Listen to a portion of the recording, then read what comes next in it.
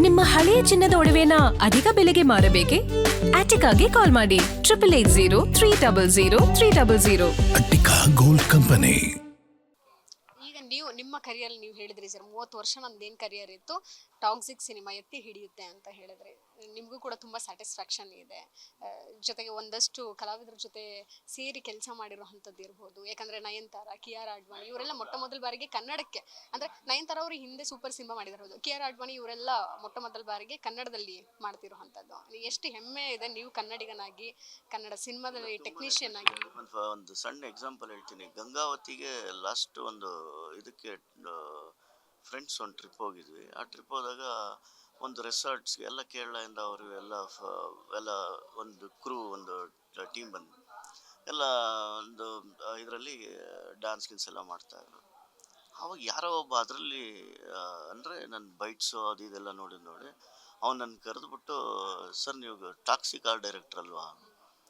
ನನಗೆ ಎಂಥ ಖುಷಿ ಆಯಿತು ಅಂದರೆ, ಆ್ಯಕ್ಚುಲಿ ಟಾಕ್ಸಿಕ್ ಅನ್ನೋ ಒಂದು ಸಿನಿಮಾ ಮಾಡಿದ್ದಕ್ಕೆ ಈಗ ಔಟ್ ಆಫ್ ಸ್ಟೇಟ್, ಬೇರೆ ಸ್ಟೇಟ್ನವರು ಅಂದರೆ ನಮ್ಮ ಹೊರ ರಾಜ್ಯದವರು ಅವರು ನನ್ನ ಗುರ್ತಿಡಿಯಂಗಾರಲ್ಲ ಅಂತ ತುಂಬಾ ಖುಷಿ ಆಯಿತು.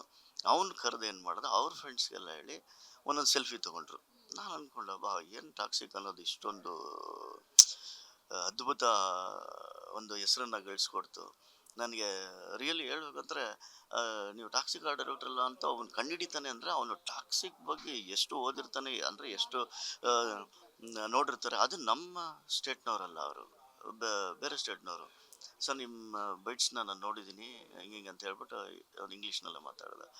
ಆಮೇಲೆ ಸೆಲ್ಫಿ ತೊಗೊಳ್ಳೋಣ ಒಂದು ಪ್ಲೀಸ್ ಅಂತೇಳಿ ಫ್ರೆಂಡ್ಸ್ಗಳಿಗೆಲ್ಲ ಕರೆದು, ನಾವು ನಮ್ಮ ಟೀಮಲ್ಲಿ ನಮ್ಮ ಫ್ರೆಂಡ್ಸ್ ಜೊತೆ ಎಲ್ಲ ಹೋಗಿರೋದು, ಅವರು ಎಲ್ಲ ಖುಷಿ ಪಟ್ಟರು, ರಿಯಲಿ ಗ್ರೇಟ್ ಅಂತ.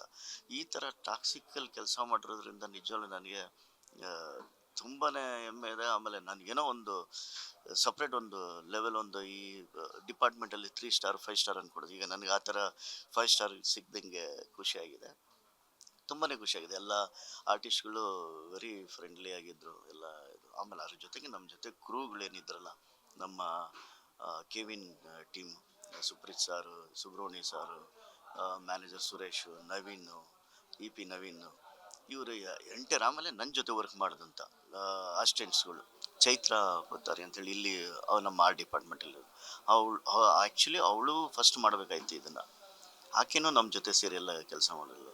ಅದ್ರ ಜೊತೆಗೆ ನಾರಾಯಣ ಅಂತ ನಮ್ಮ ಅಸಿಸ್ಟೆಂಟು, ಕೇದಾರು, ಆಮೇಲೆ ಅದಲ್ಲದೆ ಅಪೂರ್ವ ಅಂದ್ಬಿಟ್ಟು ಮುಂಬೈಯಿಂದ ಒಬ್ಬಳನ್ನ ಅಸಿಸ್ಟೆಂಟು 3D ಡಿಸೈನರ್.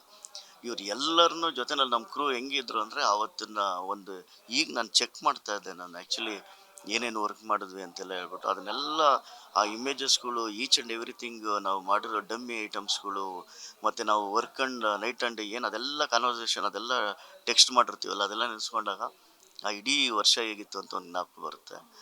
ಹಾಗೆ ಈ ಸಿನಿಮಾ ನಾನು ಮಾಡಿರೋ ನಿಜವೂ ನನ್ನ ಜೀವನದ ಒಂದು ಮೈಲಿಗಲ್ಲಲ್ಲಿ ಟಾಕ್ಸಿಕ್ ಅನ್ನೋದು ಲೈಫಲ್ಲಿ ಮರೆಯದೇ ಇರೋಂಥ ಒಂದು ಅದ್ಭುತವಾದ ಒಂದು ಇದು ನೆನಪು, ಅದ್ಭುತವಾದ ನೆನಪು, ಮೆಮೊರಿ. ಆಮೇಲೆ ನಾನು ಹೆಮ್ಮೆಯಿಂದ ಹೇಳ್ಕೋಬೋದು, ನನ್ನ ಜೀವನದಲ್ಲಿ ಟಾಕ್ಸಿಕ್ ಅನ್ನೋ ಒಂದು ಸಿನಿಮಾ ನಾನು ಮಾಡಿದ್ದೀನಿ ಅಂತ. ಯಾಕಂದರೆ ಆಲ್ ಓವರ್ ವರ್ಲ್ಡ್ ವೈಡ್ ಆ ಟೈಟ್ಲ್ ನನ್ನ ಟೈಟ್ಲಲ್ಲಿ ಬರುತ್ತೆ, ಬಿಕಾಸ್ ಆಫ್ ಯಶ್. ಯಾವತ್ತೂ ನಾನು ಅವ್ರಿಗೆ ಚಿರಋಣಿ ಆಗಿರ್ತೀನಿ.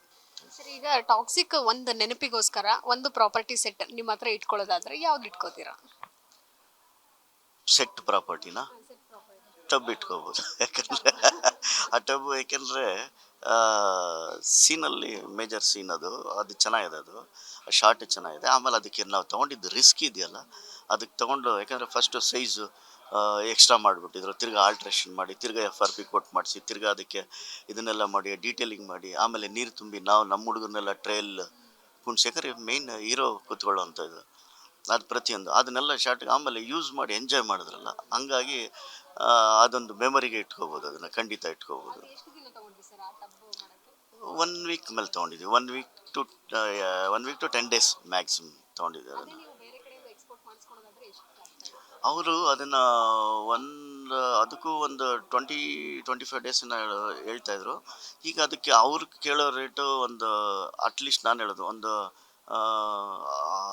ಅಪ್ರಾಕ್ಸಿಮೇಟ್ ನಾನು ಹೇಳೋದು ಒಂದು 2.5 ಲ್ಯಾಕ್ ಇಲ್ಲ 3 ಲ್ಯಾಕ್ ಹಂಗೆ ಹೇಳ್ತಾರೆ ಅಂತೇಳಿ. ನಾವು ಇದನ್ನು ಜಸ್ಟ್ ಒಂದು 80,000 ಫಿನಿಷ್ ಮಾಡಿದ್ವಿ ನಾವು ಅದನ್ನು.